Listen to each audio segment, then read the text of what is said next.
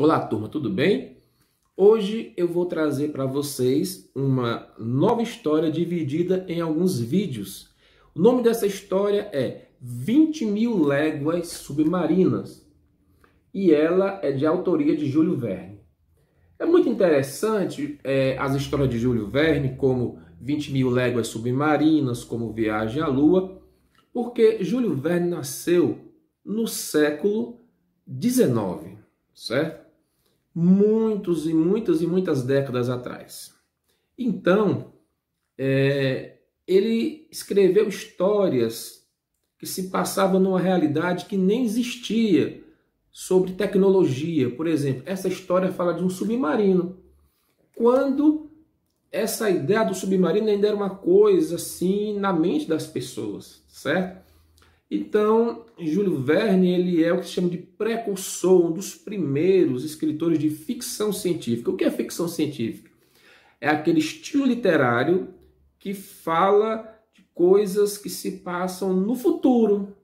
Fala de tecnologia, tecnologias que nós não ainda dominamos. Fala de robôs, de viagem a outros planetas, de mundos habitados, de ataques alienígenas. Isso são histórias de ficção científica.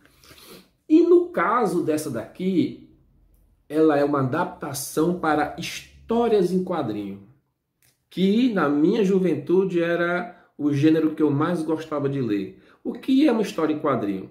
É quando se pega uma história e conta-se ela toda, não só com textos, mas com imagens. Há um sequencial de imagens. Uma imagem, a próxima imagem é a continuação da anterior, e a próxima é a continuação da anterior. E através de imagens e de textos que estão... As imagens estão em quadrados, ou retângulos, por isso chamamos de história em quadrinhos. E as conversas dos personagens ficam dentro de balãozinhos, certo?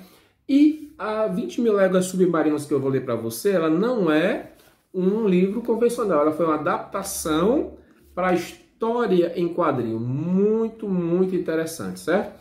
Então, nós vamos começar a ler 20.000 Léguas Submarinas, história de Júlio Verne, adaptada por João Marcos e Will, tá certo?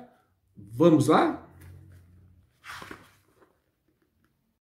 Em 1866, não se falava de outra coisa.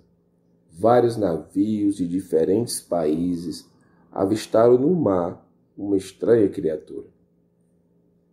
Comprida, às vezes iluminada, maior e mais rápida do que qualquer baleia. Ela tinha provocado misteriosos danos em muitas embarcações, levando o pânico a todo o oceano.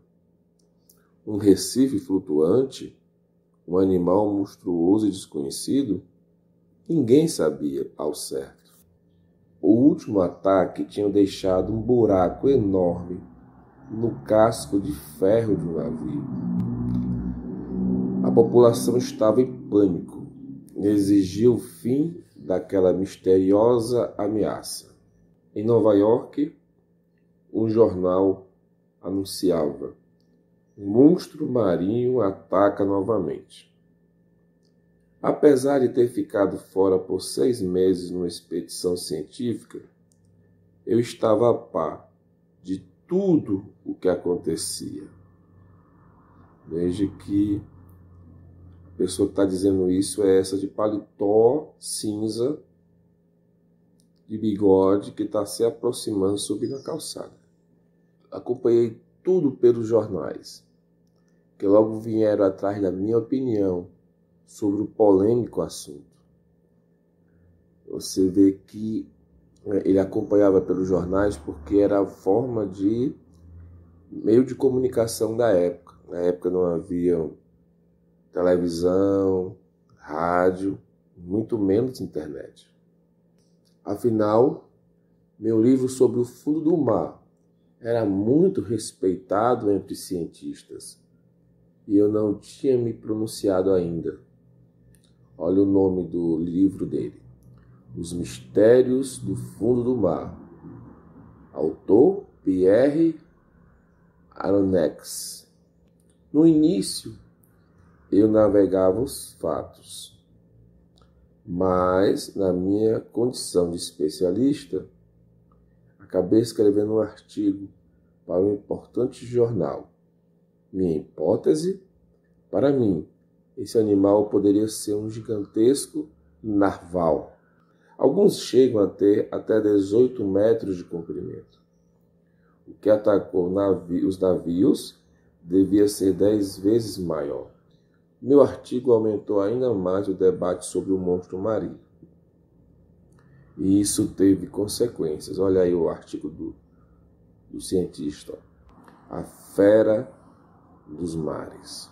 O governo norte-americano atendeu ao apelo do povo e preparou um grande navio para livrar o mar daquela ameaça. E eu, que achava que finalmente voltaria para o meu país, a França, depois de tanto tempo longe, tive que mudar meus planos por causa de um inesperado convite. Vamos ler o convite. Senhor Aronnax, caso deseje se juntar à expedição do Abraham Lincoln, o governo dos Estados Unidos verá a França representada pelo Senhor nessa missão. Cordialmente, J.B. Robson, secretário da Marinha. No caso, o Abraham Lincoln, certamente é o nome do navio, né? Conselho. Sim, patrão. Prepare as malas. Viajaremos daqui a 2 horas. Vamos atrás do monstro. E aqui nós paramos esse início da história 20.000 léguas submarinas.